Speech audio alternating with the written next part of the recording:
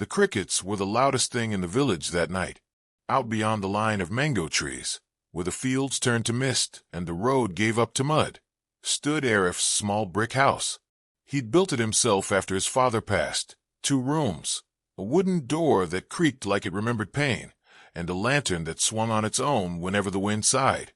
Arif lived alone. He used to live with his mother until she died 2 years ago.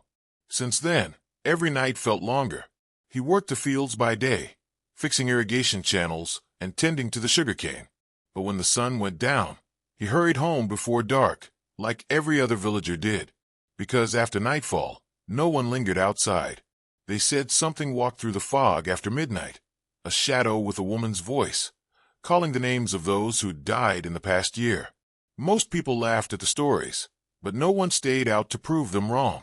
Arif never believed in ghosts. Not really. But lately, the nights had been different. The first sign was the mirror in his mother's old room.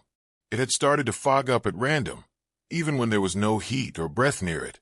Once, he thought he saw something written there, a handprint, smeared across the glass. But when he wiped it, it was gone. The second was the whisper. It came when he lay in bed, half asleep. A soft voice, neither near nor far, saying something that sounded like his name. Arif. It was faint, like a memory that refused to die. He told himself it was the wind. Always the wind. That evening, he sat outside on the veranda, watching the sunset burn behind the fields. The air smelled of rain, heavy and metallic. He noticed his neighbor, Uncle Bashir, walking back from the mosque, his lantern bobbing in the distance. Arif, the old man called. You still alone out here? As always. Arif smiled faintly. Bashir frowned. You should come stay with my family tonight. The power lines are weak. Another storm is coming. I'll be fine, Arif said. It's just wind and thunder. But Bashir didn't look convinced. Sometimes, it's not just the wind that knocks. With that, the old man shuffled away into the fog. Inside, Arif lit the lantern and closed the door. The house creaked as if it breathed. The rain started soon after, sharp drops against tin. He poured himself tea and sat near the window, listening to the thunder rolling far away. Then tap, tap, tap. He looked up. Someone was knocking on his door. Slow, deliberate. Bashir, he called, half laughing. But there was no answer. He opened the door a few inches and peered out into the darkness. No one. Just rain and empty fields. He stepped back in, wiped his feet, and shut the door tight. The knocking stopped. But as he turned toward his chair, he froze. The lantern flame had grown taller, flickering violently, like it was reacting to someone's breath. The shadows in the room moved in ways they shouldn't. The mirror in the other room fogged up again, even though no one was near it. And faintly, from somewhere deep within the house, came a sound like soft crying. He stood perfectly still. Who's there? Only thunder replied. He forced a laugh, picked up the lantern, and went into his mother's room. The bed was made untouched. The mirror was fully clouded. Slowly, he reached out and wiped the glass clean. For a second, he saw his own reflection, tired, pale, and behind him, just over his shoulder, a shape. It looked like a woman. Long hair, no face. He spun around, nothing there. But the smell of wet earth and jasmine filled the room, the same scent his mother used to wear. Arif's heartbeat pounded like a drum. He stumbled back into the hall, lantern shaking in his hand. And from outside, faint but clear through the rain, came that whisper again. Arif, come outside. He froze. The voice was his mother's. Lightning flashed across the window, illuminating the field, and in that brief, blinding light, he saw her.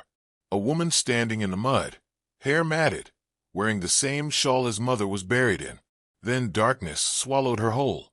Arif fell to his knees, gripping the lantern. His mouth was dry. His breath came in short bursts.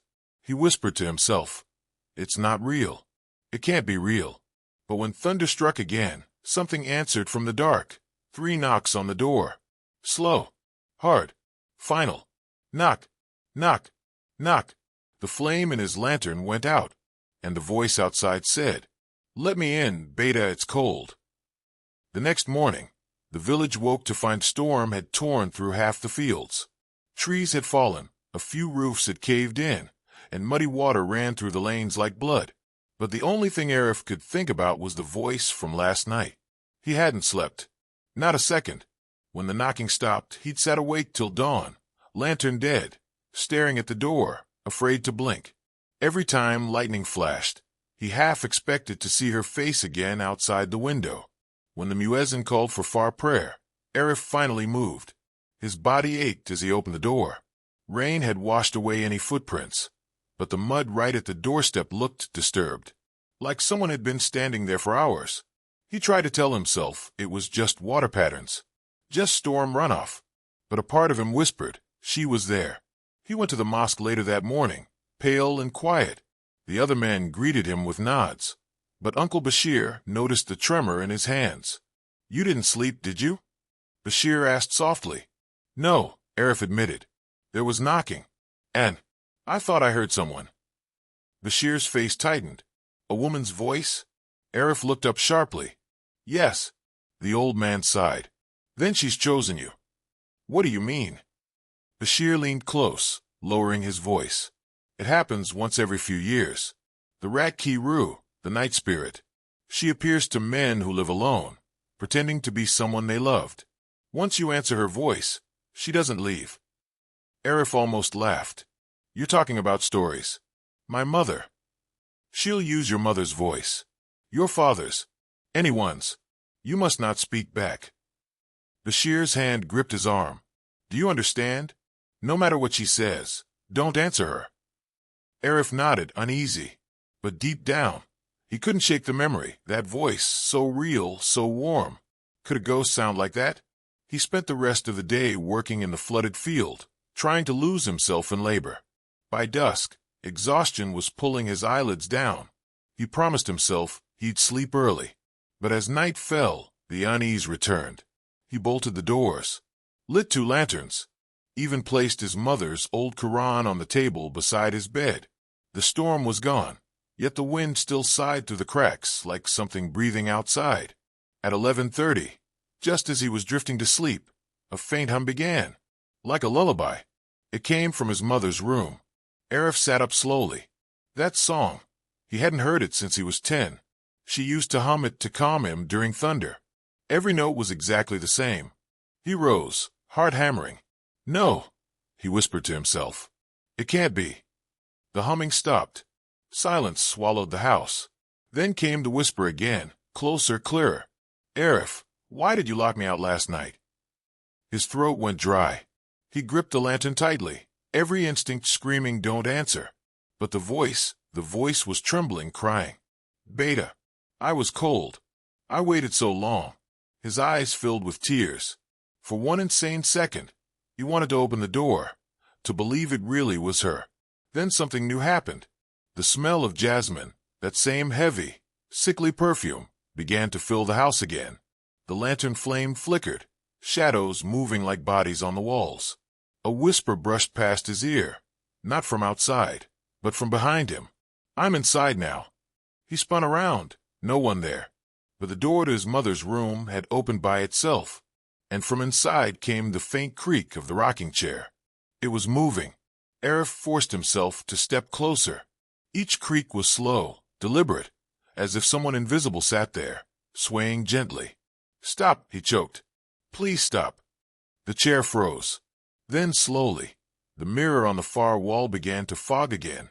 But this time, the words appeared clearly, drawn by an unseen finger. "Let me in." Arif stumbled backward, knocking over the lantern. The room plunged into half-darkness, light trembling across the walls. The air grew colder, the smell of jasmine chokingly strong. He ran to the front door and stopped dead. It was already open. Rain wasn't falling, yet the threshold was soaked. And standing just beyond the doorway, framed by the dim glow of lightning, was the woman again. Her shawl clung to her skin like wet cloth, her hair hiding her face. But this time she was smiling. "Arif," she said softly, "you don't recognize your own mother?" He wanted to scream, to run, but his legs felt nailed to the floor. The sound of his heartbeat filled his ears. She stepped closer. Her feet didn't touch the ground. They dragged slightly, leaving streaks of mud across the threshold. Come to me, Beta, she whispered. You left me alone in the grave. I missed you. He stumbled back, shaking his head violently. You're not her. You're not her. Her smile widened, lips stretching too far. The skin around her mouth cracked as if splitting from the effort, and in a voice that was half growl, half motherly coo, she hissed, Then I'll make you remember. The lantern burst. Darkness swallowed everything. Arif fell to the floor, covering his ears as the room filled with a dozen whispering voices, all saying his name. Male, female, old, young, all at once. And beneath them all, one soft lullaby hummed again. When the first rooster crowed, Arif was still on the floor, trembling, eyes open wide, and every mirror in the house was covered in muddy handprints. The next 2 days passed in fragments of fear. Arif barely spoke to anyone. He worked like a machine, silent, sleepless, eyes hollow. The villagers noticed. Even the children who once waved at him now stayed back, whispering. Word spread that Arif's house had become unholy again. At night, the whispers continued. Sometimes, he heard them outside the window, sometimes inside his head. When he tried to pray, the verses twisted, words echoing back in a voice that wasn't his own. By the third night, he decided. He would not run. Whatever that thing was, it had followed him long enough. If it wanted him, he'd face it. That evening, the air felt strange, too still, too heavy. The sunset was a bleeding red, clouds curling like smoke above the fields. Arif sat in the center of his house with every door open, a single lantern burning beside him. On the floor lay his mother's shawl. He'd taken it from her old chest, the same one she was buried in. It still smelled faintly of her perfume. I know you're not her, he said aloud, voice trembling but firm. But if you want to show yourself, come now. The house didn't move at first. Then thunk. A door shut by itself in the back room. Another followed. Then the windows. The air shifted, sucking warmth from his skin. He gripped the lantern tighter. Come out. The flame hissed, stretching tall, and then every mirror in the house cracked at once. The sound was deafening.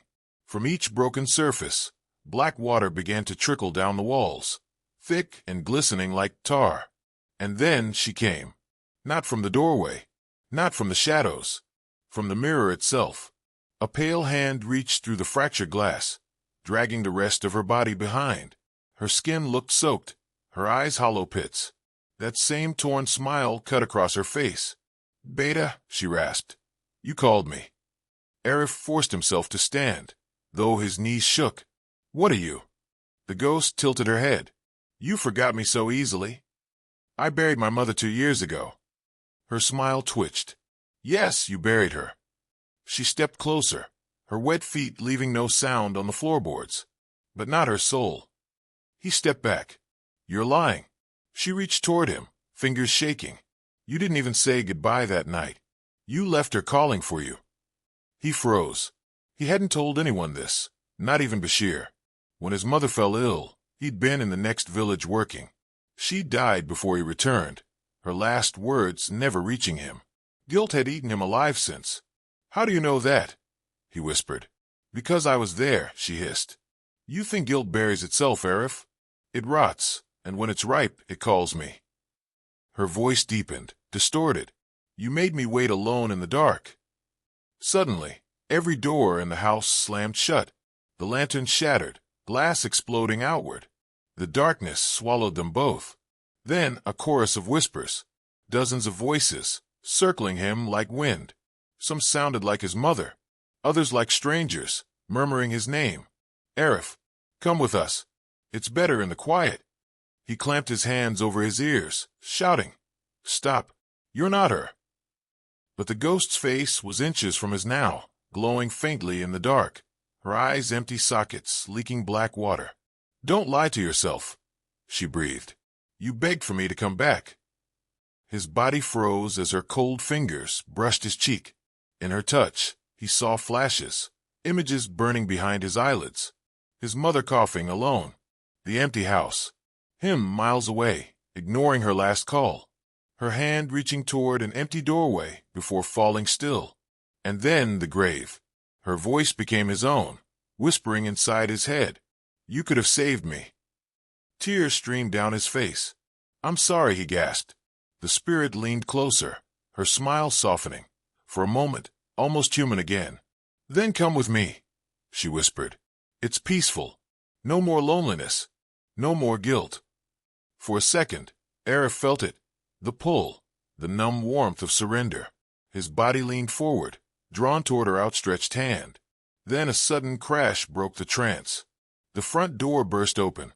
Uncle Bashir stood there, clutching a lantern and reciting verses from the Quran, voice trembling but strong. "Leave him, shaitan. Leave this home." The ghost screamed, a sound like wind tearing through metal. Her body twisted, her features warping into smoke. Bashir threw salt into the air, the grains glowing faintly in the lantern light. "You are not his mother," he cried. The figure recoiled, hissing, her form dissolving into mist. But before she vanished completely, she turned toward Arif and whispered one last time, "You called me. I will come again." Then she was gone. Silence fell. Arif collapsed, gasping, his whole body shaking. Bashir rushed to him, kneeling. "You should have come with me," the old man said. "These spirits, they feed on what we regret. You must never let her in again." Arif nodded weakly, tears still streaming. Outside, dawn was breaking, but it didn't feel like morning. He looked around the house. Every mirror was shattered. Every wall was streaked with mud and handprints. But the worst was the floor where she'd stood, a dark, wet shape, slowly seeping into the cracks. Bashir helped him stand. "We'll burn the place tomorrow. It's no longer yours." Arif stared at the spot where the ghost had disappeared and whispered, "She was right about one thing." Bashir frowned. "What?" He looked toward the field, eyes hollow. "I did call her. I wished for her to come back. And she did." The house burned before sunrise.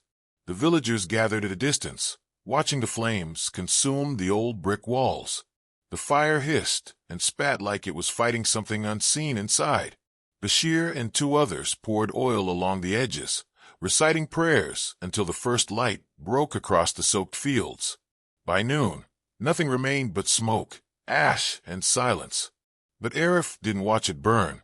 He sat beneath the neem tree outside the graveyard, staring at his mother's tombstone. His clothes smelled of smoke.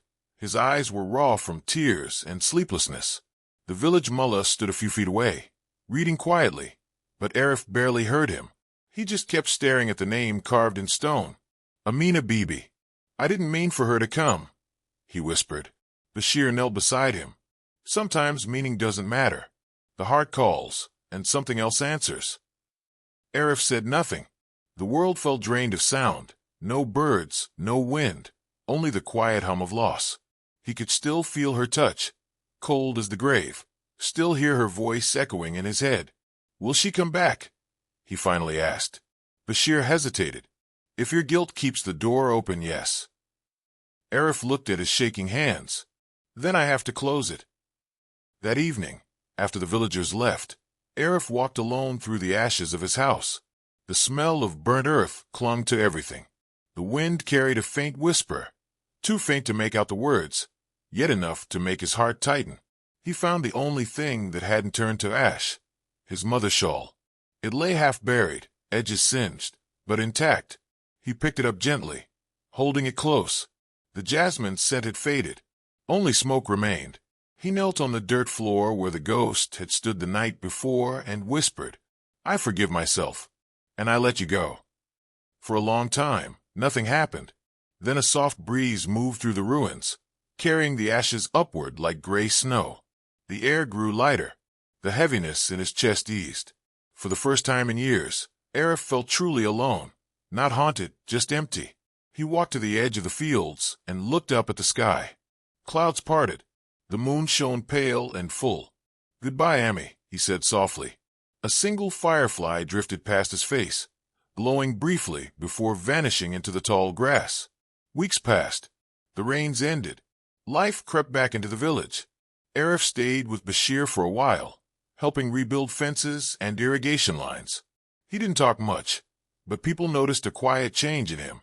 The fear had drained from his eyes, replaced by something else, a tired peace. Yet some nights, when the wind blew through the trees, He thought he heard that lullaby again, faint and gentle. It didn't scare him anymore. He'd listen for a moment, close his eyes, and whisper a prayer for her soul. Then one night, as he was walking home from the mosque, he saw something that made him stop cold. A little girl stood at the crossroads, barefoot, staring toward the empty field where his house once stood. Her hair was long, her dress white, soaked as if she'd walked through rain. She looked at him and smiled. "Uncle," she said softly, "someone is calling your name from the field." Arif's blood froze. "What did you hear?" she said. The girl whispered, voice almost too quiet to catch. "Tell him his mother is waiting." The girl turned and ran off into the mist before he could speak. Arif stood frozen, heart hammering. He turned toward the field, the burned, empty ground now overgrown with wild grass. The night wind brushed against his face, carrying with it a faint, familiar scent. Jasmine. And then, through the whispering grass, came the softest echo. Arif come home. He didn't move. He didn't breathe.